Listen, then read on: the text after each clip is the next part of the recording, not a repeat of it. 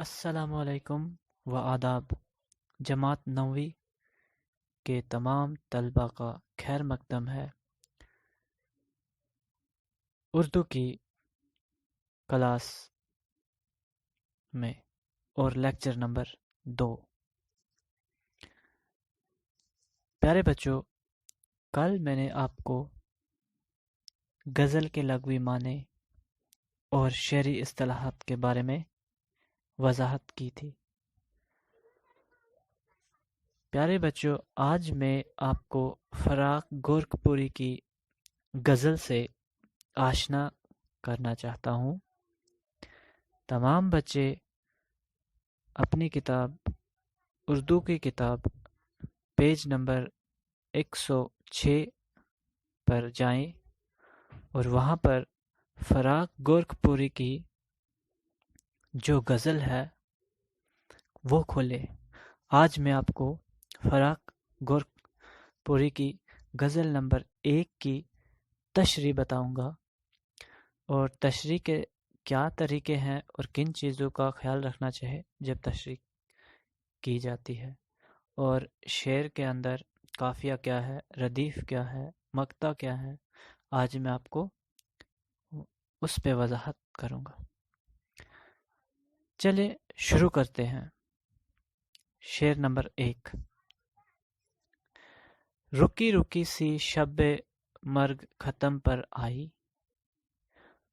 وہ پو پھٹی وہ نئی زندگی نظر آئی۔ اس شعر میں کچھ الفاظ ہیں جن کے میں معنی آپ کو بتانا چاہوں گا۔ شب مرگ ہوتا ہے موت کی رات۔ پو پھٹی کا مطلب ہوگا صادق صبح ہونا، یعنی صبح جب ہوتی ہے۔ اور آئیے اب ہم اس کی تشریح کرتے ہیں۔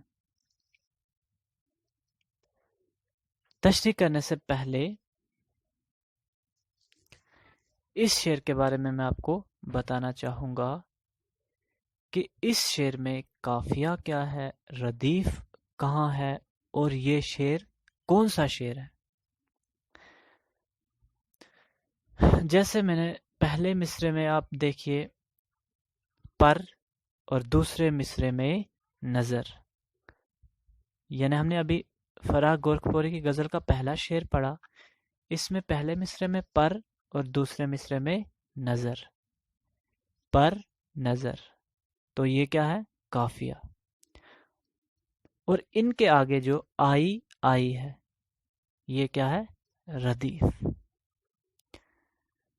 تو یہ شعر کون سا شعر ہے، مطلع۔ کون سا شعر ہے، مطلع۔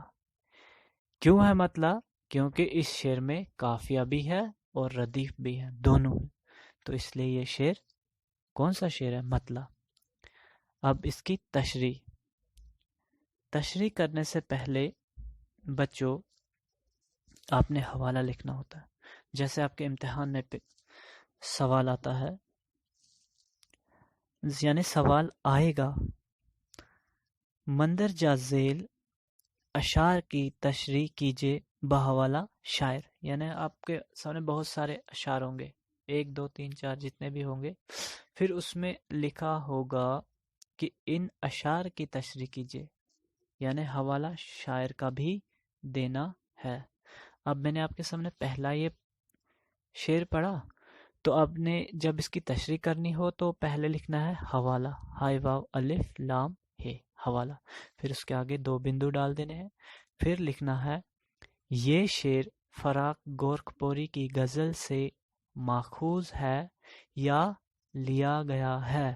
2 میں سے کوئی بھی، یا ماخوذ لکھیے یا لیا گیا ہے۔ اور پھر اس کے بعد دوسرے نمبر پہ تے شین رے یہ ہائی تشریح، اس کے آگے بھی 2 بندو۔ پھر اب میں آپ نے سٹارٹ کرنا ہے۔ اس شعر میں شاعر فرماتے ہیں، شعر کیا ہے پڑھتے ہیں، چلیے۔ رکی رکی سی شب مرگ ختم پر آئی، وہ پو پھٹی وہ نئی زندگی نظر آئی۔ اس شعر میں فراق گورکھپوری فرماتے ہیں، اے میرے محبوب، میں رات بھر تیری یاد میں گمسم رہا اور مجھے تیری یاد آنے لگی، اور رات میری ایسی گزری جیسے ایک بیمار کی رات گزرتی ہے، اور میں رات بھر یہی سوچتا رہا کہ صبح کب ہوگی، صبح کب ہوگی۔ جب فراق گورکھپوری فرماتے ہیں کہ جب صبح صادق کا وقت آیا تو مجھے ایک نئی زندگی نظر آئی، اور میں نے راحت کی سانس لی اور سوچا کہ میں محبوب کا دیدار کروں۔ یہ تھی اس شعر کی تشریح۔ اب شعر دوسرا ہے، یہ موڑ وہ ہے کہ پرچھایا نہ دیں گی ساتھ، مسافروں سے کہو اس کی راہ گزر آئی ہے۔ فراق گورکھپوری اس شعر میں اپنے آپ سے مخاطب ہو کے فرماتے ہیں، اے فراق، تو نے محبت کے میدان میں قدم رکھا ہے، لیکن یہ محبت کا سفر ایک ایسا سفر ہے، اس سفر میں جو ہے کسی بھی موڑ پر تیری پرچھائیاں تیرا ساتھ نہیں دیں گی۔ تو محبوب کے لیے بے چین ہے، تو محبوب کے شہر کی طرف مسافری کی طرح جو روانہ ہو رہا ہے، تو واقعی ایک مسافر ہے۔ اب تیری راہ جو ہے وہ گزر پر آئی ہے، یعنی اب تو محبوب کی شہر کی طرف جا رہا ہے، لیکن ہو سکتا ہے تیرا محبوب بے وفا نکلے اور وہ تجھ سے کنارہ کش ہو جائے۔ یہ تھی اس شعر کی تشریح۔ اب ہم شعر نمبر 3 پڑھتے ہیں۔ فضا تبسم صبح بہار تھی، لیکن پہنچ کے منزل جانا پہ آنکھ بھر آئی۔ اس شعر میں کچھ الفاظ کے معنی میں آپ کو بتا دوں گا۔ فضا ہوتا ہے خلا، یعنی پورے زمین اور آسمان کے بیچ میں جو پھیلاؤ ہوتا ہے، کھلا پن، وسط جو ہوتا ہے۔ اب تبسم ہم کہیں گے مسکراہٹ کو، اور یہاں پہ جانا جو ہے، جانا کا مطلب جانا محبوب کو کہتے ہیں۔ کس کو؟ محبوب کو۔ اب اس کی تشریح کرتے ہیں۔ اس شعر میں فراق گورکھپوری فرماتے ہیں، جب میں محبوب کے شہر کی طرف روانہ ہوا، جو موسم تھا وہ بہت خوشگوار تھا، صبح صبح کا وقت تھا، صبح ایسی کھلی ہوئی تھی جیسے مسکراہٹ ہوتے ہیں انسان کے اندر، اور بہار کا موسم بہت خوشگوار تھا۔ جب میں محبوب کے وطن کی طرف روانہ ہوا، راستے میں میں نے طرح طرح کے منظر دیکھے، خوبصورت وادیاں دیکھی اور بہار کے منظر دیکھے۔ جب میں اپنے محبوب کی منزل یعنی اس کے علاقے میں پہنچ گیا، اس کے شہر میں پہنچ گیا، تو میری آنکھ بھر آئی، یعنی فراق کہتے ہیں کہ میری آنکھ بھر آئی، میرے آنکھوں میں آنسو آ گئے۔ اب چلتے ہیں ہم شعر نمبر 4 پہ۔ کسی کی بزم طرب میں حیات بٹھتی تھی، امیدواروں میں کل موت بھی نظر آئی۔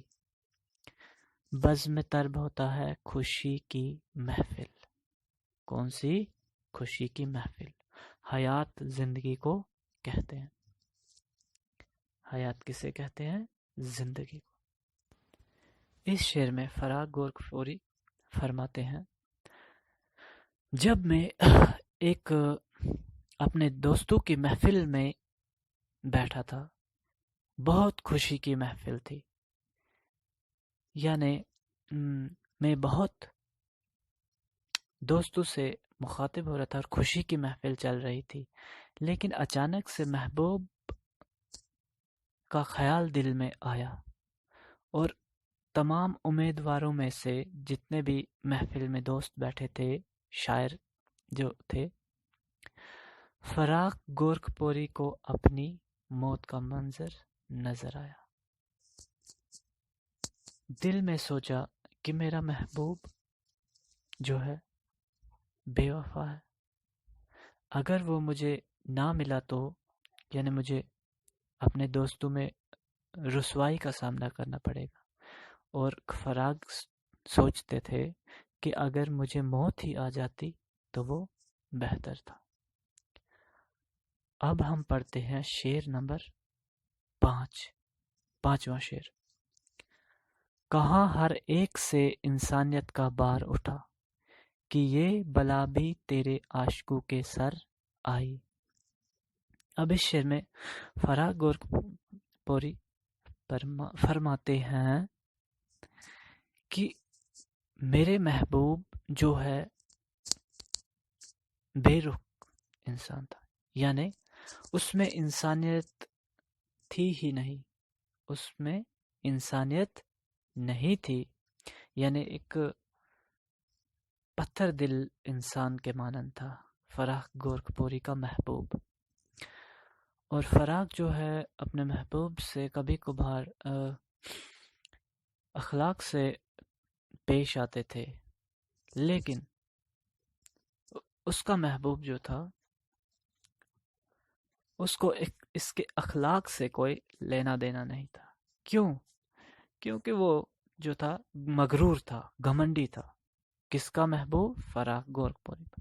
اور اب یہ فراق گورکھپوری کہتے ہیں کہ میرے محبوب میں نہ انسانیت ہے، نہ اخلاق ہے، کچھ بھی نہیں ہے۔ اب میں اپنا اخلاق کیوں دکھاؤں اپنے محبوب کو؟ یہ جو اخلاق کا سامان بوجھ ہے یہ اب میرے سر پہ ہی رہے گا، یعنی اپنے محبوب سے کہتے ہیں کہ تیرے اندر تو انسانیت نہیں، اخلاق نہیں، اب اس اخلاق اور انسانیت کا بوجھ بھی تیرے عاشق کے سر پر ہی ہے۔ یعنی